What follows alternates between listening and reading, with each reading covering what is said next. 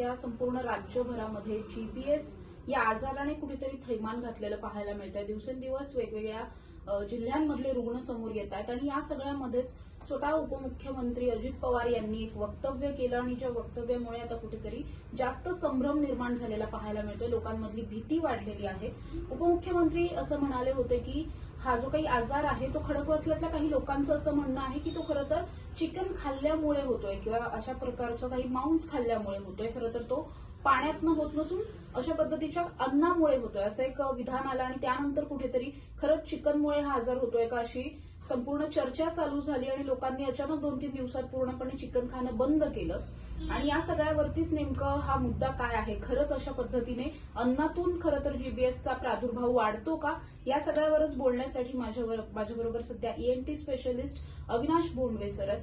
Doctor, काय सांगाल, संपूर्ण तुमचा या सगळ्यावरती बराच अभ्यास आहे। अशा पद्धतीचं हे विधान आणि हे सगळं जो दावा केला जातोय तो खरंच खरा आहे का? जीबीएस हा चिकन खाल्ल्यामुळे होतो किंवा अमुकच एक पदार्थ खाल्ल्यामुळे होतो असं म्हणणं हे फार वरकरणी आहे आणि शास्त्रीय दृष्ट्या हे अर्धसत्य आहे किंवा सत्य नाही।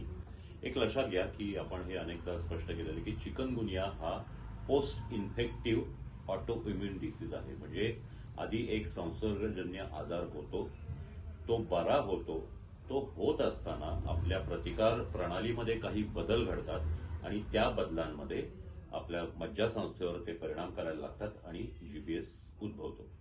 आता यामध्ये एक लक्षात घ्या की हे जे संसर्गजन्य आजार आहेत, मग हे उलट्या जुलाबाचे किंवा गॅस्ट्रोएंटरायटिस सारखे असू शकतील किंवा सर्दी खोकला ताप असेही असू शकतात। त्यामुळं दूषित चिकन खाल्ल्यामुळे किंवा समजा अगदी कॅम्पिलोबॅक्टर जेजुनी हा जो जीवाणू आता शोधून काढलेला तो एखाद्या मांसामध्ये असल्यामुळं किंवा अन्नपदार्थात असल्यामुळं आपल्याला जर जुलाब झाले तर जुलाब निश्चित होतील, पण जुलाब झाल्यानंतर किंवा तो आजार झाल्यानंतर प्रत्येकालाच जीबीएस होईल असं नाही।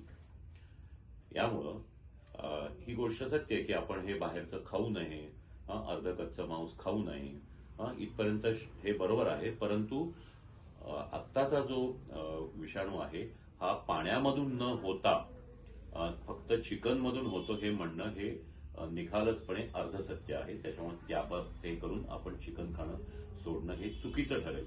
एक लक्षात घ्या, जीबीएसची भीती सगळ्यांच्याच मनात आहे, परंतु त्यासाठी अन्न आणि पाणी दोन्हीची सुरक्षितता आवश्यक आहे आणि ही सुरक्षितता शासनाने किंवा आरोग्य खात्याने लोकांना देणं अपेक्षित आहे। आता ही दिली न गेल्यामुळं पाण्यातूनही तो पसरला हे तितकंच खरं आहे। त्याचप्रमाणे काही दूषित अन्नातून विशेषतः मांसाहारी पदार्थातून तो पसरू शकतो किंवा पसरला असण्याची शक्यता आहे। त्याच्यामुळे सर्वात पहिली गोष्ट की असं कुठेही सिद्ध झालं नाही की फक्त चिकनमध्ये हे जीवाणू आहेत कॅम्पिलोबॅक्टर जेजुनी आणि पाण्यामध्ये नाहीत असं सिद्ध झालेलं नाही। त्याच्यामुळं या गोष्टीवर फार आपण विश्वास ठेवू नये। पण हे नक्की लक्षात ठेवावं की आपण आपले अन्नपदार्थ मग ते शाकाहारी असोत मांसाहारी असोत हे पूर्ण शिजवून खावे।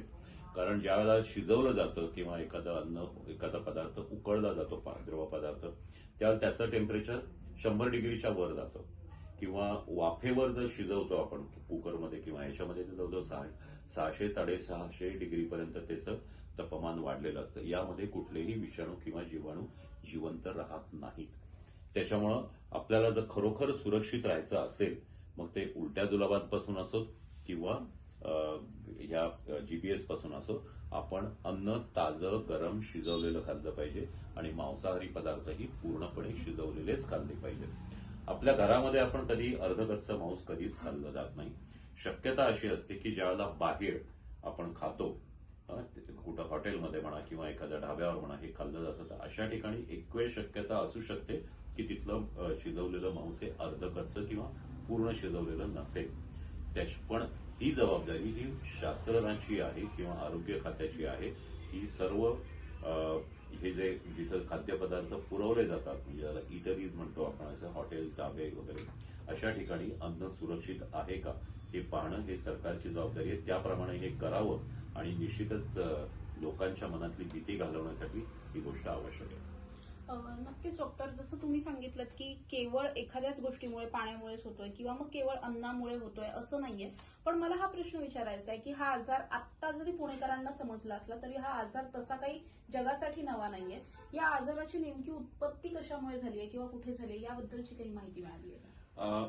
हा आजार जो आहे हा गिया आणि बारी या दोन फ्रेंच न्यूरोलॉजिस्ट म्हणजे मेंदू तज्ञांनी 1918 मध्ये हा आजार शोधून काढला. आता हा सिंड्रोम आहे. हा सिंड्रोम म्हणजे आजार नाही. सिंड्रोम म्हणजे ज्या वेळेला एखाद्या विकारामध्ये काही ठराविक लक्षणं दिसून येतात त्याला आपण सिंड्रोम म्हणतो. त्या लक्षणांच्या समूहाला सिंड्रोम म्हणतो.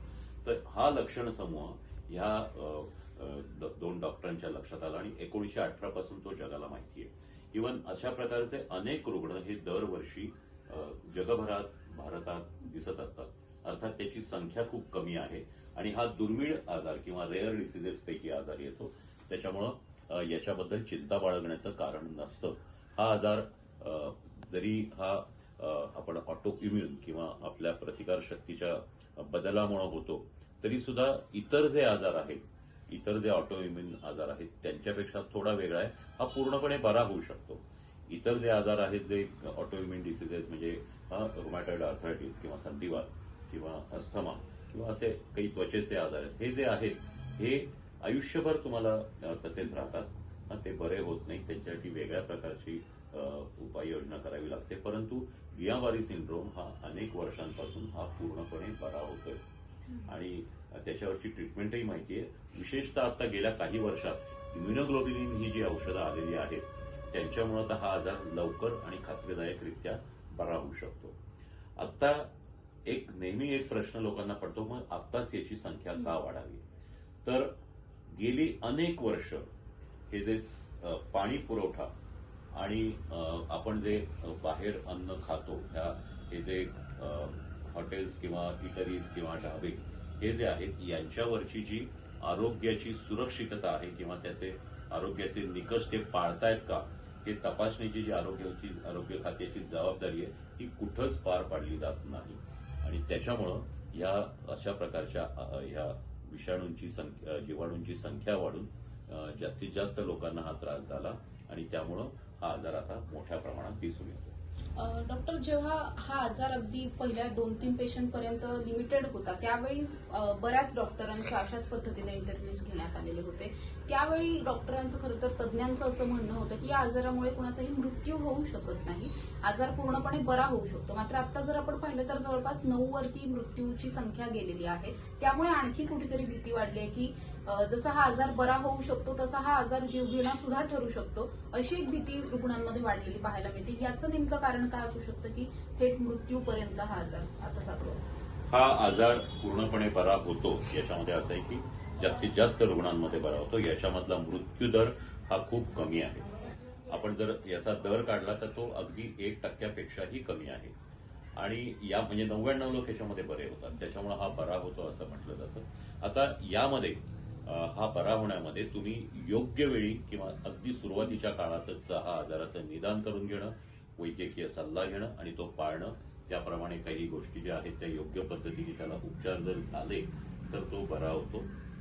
जर ते उशिरा सुरू झाले, जर तो आजार ज्यावेळेला याची लक्षणं वाढत गेल्यानंतर, विशेषतः याच्यामध्ये सुरुवातीला पायांपासून सुरुवात होते, पायांमध्ये अशक्तपणा किंवा विकनेस येतो, नंतर तो ज्यावेळेला श्वसन संस्थेपाशी ज्यावेळेला येतो त्यावेळेला रेस्पिरेटरी पॅरालिसिस होतो. त्यानंतर मग उपचार केल्यानंतर बरं होण्याची शक्यता थोडी कमी होते. त्याच्यामुळं वेळेवर उपचार व्हायला पाहिजे. दुसरी गोष्ट महत्वाची म्हणजे या आजारामध्ये ज्या व्यक्तीला हा आजार होतो त्या व्यक्तीला मुळातच काही प्रतिकारशक्ती, त्याची एकंदरीत प्रतिकारशक्ती ज्याची कमी आहे असे आजार असतील, म्हणजे त्या उदाहरण किंवा अशी त्याची स्थिती असेल, म्हणजे उदाहरणार्थ त्याचं वय 65 पेक्षा जास्ती असेल किंवा त्याला मधुमेह किंवा कर्करोग होऊन गेलाय, त्याची किमोथेरपी चालू आहे किंवा इतर काही मोठे यकृताचे आजार आहेत, अशा प्रकारे प्रतिकारशक्ती कमी करणारे जर आजार त्याच्यामध्ये असतील तर मात्र निश्चितच त्याचा मृत्यू होण्याची किंवा दगावण्याची शक्यता असते. आणि हे कुठल्याही अशा आजारांमध्ये हेच असतं. आपण कोविडच्या वेळेलाही पाहिलं की हे आजार असतील तर हे जे सहविकार म्हणतो किंवा जे काही सह आजार म्हणतो आपण, हे जर असतील को एक्झिस्टंट मॉर्बिडिटी, तर मात्र याच्यामध्ये मृत्यू उद्भवू शकतो. आपण जर पाहिलं तर आतापर्यंत जे मृत्यू झाले हे अशाच प्रकारे झालेले आहेत आणि त्यामुळं याच्याबद्दल भय बाळगायचं कारण नाही. आपण आपल्याला अशी लक्षणं दिसू लागली तर त्वरित डॉक्टरांचा सल्ला घ्यावा, हाच उपाय आहे. त्वरित योग्य हॉस्पिटलमध्ये योग्य तज्ज्ञ डॉक्टरकडे या दाखवून याचं निदान करून घ्यावं, कारण निदान करणं हे याचंही महत्वाचं असतं. तर ह्या गोष्टी जर पाळल्या तर याची भीती बाळगायचं कारण नाही. आणि विशेषतः ज्यांना काही असे सहविकार आहेत अशा व्यक्तींनी थोडी जरी शंका वाटली तरी तज्ज्ञ डॉक्टरांचा सल्ला घेऊन उपचार चालू करावे. डॉक्टर, एक शेवटचा प्रश्न आहे की जसं मी सुरुवातीला म्हणाले की ज्यावेळी अशा पद्धतीचं एक चर्चा समोर आली की चिकन मधून हा आजार होतोय, त्यावेळी लोकांनी लगेच चिकन खाणं, अंडी खाणं सुद्धा इव्हन बंद केलं आणि अशा पद्धतीच्या घटना बऱ्याचदा आपल्याला पाहायला मिळतात. चिकनगुनिया झाला की मग काहीतरी खाणं बंद करायचं किंवा मग काहीतरी जास्त खायचं. जसं आपण बघतो की काही वेळेस किवीची फळं खूप खाल्ली जातात. तर अशा पद्धतीचं काही पथ्य पाणी या आजारामध्ये पाळणं गरजेचं आहे का, जर रुग्णांना आजार झाला तर? जीपीएस झाल्यानंतर कुठल्याही पथ्य पाण्याशी काही संबंध येत नाही, कारण हा अन्न पाण्यामधून काही त्याचा कंट्रोल होत नाही. फक्त आपण पौष्टिक खाणं हे कुठल्याही आजारामध्ये पाणी भरपूर घेणं, पौष्टिक खाणं या गोष्टी महत्वाच्या असतात. परंतु हा आजार होऊ नये यासाठी असं अमुक खाल्लं पाहिजे असं काही नाही, किंवा अमुक खाऊ नये याच्यामध्ये आपण म्हणलंच की आता उघड्यावरचं अन्न किंवा कच्चं अन्न खाऊ नये किंवा दूषित पाणी पिऊ नये, या गोष्टी हे कराव्यात. आणि दुसरी एक महत्वाची गोष्ट अशी की यामध्ये इतर आजारांमध्ये सुद्धा आपण जे हे लोक जे पाळतात ते भ्रामक प्रचाराला बळी पडतात. अगदी कोरोनाच्या काळातही तुम्हाला आठवत असेल तर सुरुवातीच्या काळामध्ये अशी अनेक चित्र ही सोशल मीडियावर येत होती की कोंबड्या एका ठराविक देशामध्ये मारून टाकल्या जात आहेत, हे जात आहेत. त्या काळात सुद्धा साधारणतः 2020च्या एप्रिल मे मध्ये असे कुक्कुट उद्योग बंद पडण्या इतकी परिस्थिती आली होती, कारण लोकांनी असं समजलं होतं की लोकांना की ह्या गोष्टी खाल्ल्यावर हे होतं, कोविड होतो. ते नाही, हे नंतर सिद्ध झालं. त्यासाठी आम्ही अनेकदा लोकांची जनजागृतीसाठी काही मोहीमही आखली होती. त्याच पद्धतीने असं आहे. दुसरी अमुक खाऊ नये याबरोबर अनेक गोष्टी अशा की अनेकदा सांगून सुद्धा की डेंग्यू सारख्या आजारामध्ये किवी सारखी फळं खाऊन काही उपयोग होत नाही, हे अनेकदा सांगूनही अपप्रचाराला लोक बळी पडतात, भ्रामक प्रचाराला, सोशल मीडियावरच्या गोष्टींना बळी पडतात आणि किवी सारख्या जे काही कारण नसतं अशा पद्धतीचे उपचार केले जातात. तर ही कळकळीची विनंती आहे सर्व लोकांना की अशा प्रकारे भ्रामक प्रचाराला बळी पडू नये. तज्ज्ञ डॉक्टर किंवा आरोग्य खात्याने ज्या सूचना दिलेल्या असतात त्याच पाळाव्या आणि त्याप्रमाणेच आपण आपले दिनचर्या किंवा आहार आणि आपल्या बाकीच्या गोष्टी ह्या सांभाळाव्यात. नक्कीच डॉक्टर, तुम्ही खूप महत्वाची माहिती दिलीत. तर जसं डॉक्टरांनी सांगितलं त्या पद्धतीने जी काही चर्चा सध्या सुरू आहे की चिकनमुळे हा आजार होतोय का, मग चिकन खायला नको का, अंडी खायला नको का, तर अशा पद्धतीचं काहीही नाहीये. तुम्ही कुठलंही अन्न खाऊ शकता, मात्र जे खाताय ते अगदी चांगल्या पद्धतीने शिजवलेलं असलं पाहिजे.